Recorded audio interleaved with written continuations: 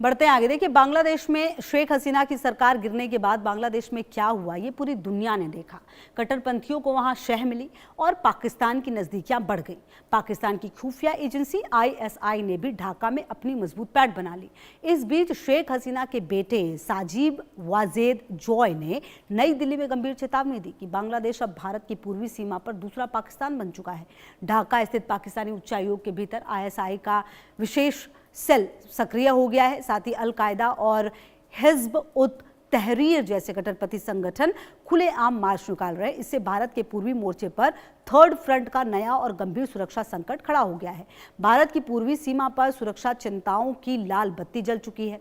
1971 में जिस बांग्लादेश को भारत ने पाकिस्तान के जुल्मों से आज़ाद कराकर एक संप्रभु राष्ट्र बनाया, आज वही देश भारत के लिए दूसरा पाकिस्तान बनने की राह पर अग्रसर है।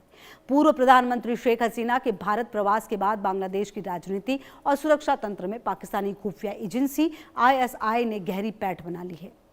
शेख हसीना के बेटे साजिब वाजेद जॉय के सनसनीखेज खुलासे ने भारतीय सुरक्षा एजेंसियों के कान खड़े कर दिए हैं। ढाका में पाकिस्तान उच्चायोग के भीतर ISI का विशेष सेल सक्रिय हो गया है और कट्टरपंथी ताकतों को खुली छूट मिल गई है। कराची और चटगांव के बीच सीधे समुद्री मार्ग और कमर्शियल उड़ानों की बहाली से हथियारों व घुसपैठिए की जो आशंका है वो बढ़ गई है। भारत की पूर्वी सीमा अब आतंकवादियों और राष्ट्र विरोधी तत्वों के लिए नया प्रवेश द्वार बन सकती है। ऐसे में भारतीय सुरक्षा एजेंसियां सतर्क हैं, देश के खिलाफ किसी भी गतिविधि को मुंह तोड़ जवाब देने के लिए तैयार है। और ऐसे में आपको ये समझना होगा कि जो ये पूरी परिस्थिति है, क्या कुछ कहा गया है, साजिब वाजेद ने क्या कहा है, वो अब आपको हम फटाफट बता देते हैं ग्राफिक्स के जरिए। साजिब वाजेद ने क्या कहा है कि बांग्लादेश अब पूर्वी सीमा पर नया पाकिस्तान बना है। जी हाँ, ये कहते हुए नजर आ रहे हैं कि बांग्लादेश पूर्वी सीमा पर नया पाकिस्तान बन रहा है और विदेशी खुफिया एजेंसी ISI को जो नया छूट मिल चुकी है पूरी तरह से। आने वाले दशकों में बांग्लादेश से भारत घुसेंगे आतंकी, ये भी कह रहे हैं ये खुलेआम। और हिज़्ब उत तहरीर की रैलियां और मार्च खुलेआम निकल रहे हैं। अल-कायदा के गुर्गे सार्वजनिक सभाओं में भाषण दे रहे हैं। अंतरिम सरकार ने जेल में बंद कट्टरपंथी आतंकी छोड़ दिए हैं। पाकिस्तान के साथ सुरक्षा और सैन्य संबंध बढ़ाए गए हैं। विकास छोड़कर धार्मिक कट्टरता को बढ़ावा दिया जा रहा है, ये कहा जा रहा है इनकी तरफ से। 1971 के बाद देश फिर पुरानी तबाही की ओर लौटा है, मतलब ये बात इनकी तरफ से कहा जा रहा है, साजिब वाजेद की तरफ से। और इसके बाद जो हमारी सुरक्षा एजेंसियां निश्चित तौर पर वो सक्रिय हो गई हैं। अब सवाल ये है, क्या दूसरा पाकिस्तान बनेगा बांग्लादेश? जी हाँ, भारत की अगर आप देखें तो भारत की पूर्वी सीमा पर बांग्लादेश नया खतरा बन रहा है। 1971 से पहले पूर्वी पाकिस्तान जैसी स्थितियां थी। शेख हसीना के बेटे का दावा है दूसरा पाकिस्तान बना है बांग्लादेश।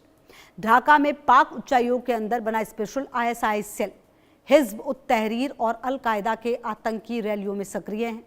कराची चटगांव सीधे रूट से खुफिया गतिविधियों को बढ़ावा दिया गया है। तो कुल मिलाकर ये जो पूरा जो आरोप है वो लगाया जा रहा है। और पड़ोस से दूसरा पाकिस्तान, थर्ड फ्रंट का कितना खतरा, इस पर हम लगातार बात कर रहे थे। और कहीं ना कहीं आपको ये भी समझना होगा कि अगर बांग्लादेश में इस तरह की जो परिस्थिति बन रही है तो उसके पीछे की वजह क्या है। देखिए, जब से लगभग 2 साल हो चुके हैं, 5 अगस्त 2024 वो तारीख थी जब बांग्लादेश की पूर्व PM शेख हसीना को इस्तीफा देना पड़ा था और जो हालात है वहाँ पर बदतर हो चुके थे। और उसके बाद यूनुस ने सत्ता संभाली। उसके बाद से जो अलगाववादी हैं, जो कट्टरपंथी हैं, उनका साथ दिया गया।